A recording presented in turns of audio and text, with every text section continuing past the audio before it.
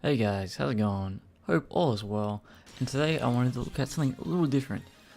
Just because this is something I've been using myself, and a lot of people think is a useless feature or it's just something to pass the time, but I think it's actually a very good feature depending what the use is for.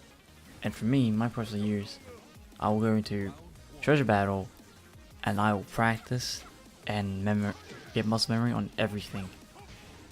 And by doing that, I just play and play and play. I just autopilot and just play, practice my inputs, practice my combos, practice my punishes, practice my movement.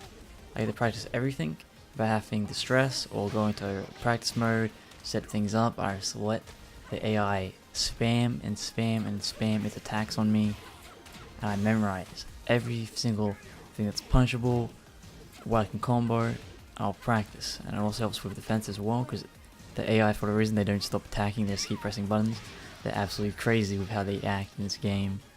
In my opinion, at least, they just seem to just want to attack and attack and attack, and they just do the cheapest stuff. It's almost a way to counter gimmicks almost. But I personally find that it's great to go in the, let's say you have a second monitor or you're playing on your PS4 and you have your phone or something, just watch something on the side, have some music going, and just AFK, just AFK in your mind, just let it go, just practice the same inputs. You're struggling playing a Mishima, you can't do electrics, just keep doing the input over and over and over. The AI will keep walking into it over and over and over. Then you'll get your combo, and then as you slowly rank up, and as your input slowly increases, the AI will start defending more, and it'll start blocking more, and it'll start backing up more, and then that will make you adjust, you'll move in, you'll readjust the timing, and so on. And that's just for the electric. Then you'll get that practice down, you'll get those combos down, you'll get that input down, you'll be noticing that you're hitting it more and more and more, the timing is getting down pat, and you're improving, you're happy, you're improving, and you're also getting rewarded while doing it, even though he may have all the costumes and whatnot, or may have all the money that you need, but it's still muscle memory, and it still helps quite a lot with that movement, input, everything that requires input or any control action. Or entire game involves control action, but it helps. It really does. It's what I've been doing for quite a while now to practice. I will just go in AI mode 2-3 hours. As soon as that character gets to Mighty Ruler or whatever the highest rank is, Tekken Prime, I will swap character and I'll start doing it on a different character. That way it gives me some type of incentive to learn the next character, see what those characters' moves are, the gimmicks in that character, and so on. And that way I can just practice and practice and learn. And then if I'm not learning that character, as you play for Treasure Battle, you get the character, oh, I struggle with this character, or this character, oh yeah, I'm good against this character. But then they start spamming moves they've never seen before, and you're like, what's this? Is that a hit confirmable string? Is that parryable? Is that blockable? What do I do? I've never seen that move before. Because a lot of people, depending on what rank you are, will pick maybe 20 good moves and just stick to those 20 good moves, and then rarely use one of the 100 moves that the character has. But the AI, they just spam the entire move list over and over and over, and it really helps because even if you're AFK, just playing away, not even paying attention, autopilot, and you see these moves, you'll quickly realize you'll be like, that's punchable, or you'll feel that's punchable, and you can test if it's punchable because the character will still be recovering, and then as you get later on, they'll block more, and then you can actually confirm the punish because they'll block after they do an attack for quite a while, and then they'll go back into the attack, and that way you can actually confirm, well, I feel like I can confirm and learn punishes, and then if the character does that move again, can I punish with this punisher instead? It may be a little painful to learn the game, to learn the punches this way, especially since you're just going to practice mode, just find out the 10 most commonly used moves and then just try to punch them. But this way it's more fun to me, and that way I'm also practicing everything else as well as punches, and then as I'm backdashing or doing electrics or wave dashing, then I'm just slowly improving while just watching my shows on my second monitor, watching Twitch, watching anything, just doing anything else while playing the game. And it helps. It really does help, honestly. You give it a try, I know it may be tedious at first, or it's very tedious the entire time, practicing the same moves over and over, but it's rewarding at least, because you're not just standing there with a dummy, standing there, no reaction, no nothing. This way, everything gets tested. Your skill, war combos, everything gets tested. And then hey, here's a nice t-shirt for your work. And then you also get some rank ups as well. Get to have that on your profile, yes, if you really enjoy that type of stuff. I kind of like it. It's nifty, to me at least.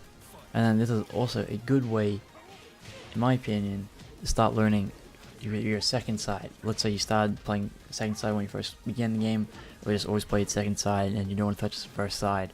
You're just so used to the second side, or the opposite way around, so used to first side but 1P and you can't play 2P. But this, I'm learning 2P, as you can see. I'm trying to learn second play side, so that way if I go to a tournament or something, or even just online, if I get grabbed and I'm fleeing to the other side, that I can still feel comfortable, I can still do my combos, I can still readjust instantly, and I'm not dropping anything, not panicking, not having any issues. And that will be really, really good. And it will help out quite a lot, and then that way I won't feel as bad to throw someone on the other side. Because some people might, someone might be, I might be up against the wall and I might be able to grab the person, throw them, and swap side. Now they're up against the wall, but I might feel uncomfortable, or would have felt uncomfortable being on the other side, trying to do my pressure and punish, or pressure and setup, and so on. But this way you can be comfortable on all sides of the game, and that way you can really pick out if someone else is uncomfortable as well, because that way you swap sides with them and if they try to grab you and instantly free back, that way you can easily see, oh, they're not comfortable and play one side or play two side. You can notice that with a lot of Mishimas, I come to notice that they'll be wave dashing like a maniac, electricking like a maniac on one side, then you grab them, or you jump over them with a combo accidentally, and then they panic, they're super slow, and they just walk holding back, and then they just run up to you and just grab you and throw you to the side, because they really need to get back on the other side that they're comfortable with. And those little things, they all add up in the end. But there are some gimmicks in Treasure Battle, like, here's the Okazumi that teleports to have your combos, or instant laser beam, and so on, which is kind of annoying. It happens to me once every 40 fights or so. I think it's RNG when she comes out, but she's annoying. It just takes away, and more annoys me than anything. It's because I'm getting cheesed by a fucking boss character.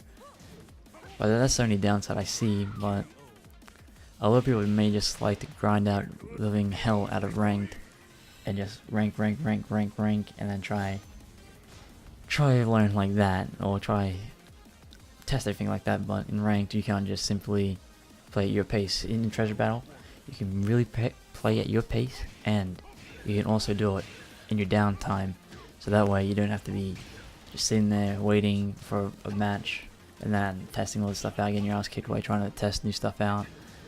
Because as I said, Treasure Battle in the early ranks, the AI is basically brain dead. Then as it goes up, they start spamming more attacks, they start blocking more, they start moving more. They're very unpredictable, and it really helps because they'll side roll, they'll get up, they won't get up. They'll do all these bizarre things, they'll spam low, so you can practice low parries and get used to strings, because they spam every string in the book. Even 10 strings, so you can get adjusted to everything of a character. Just keep playing Treasure Battle. That will really help.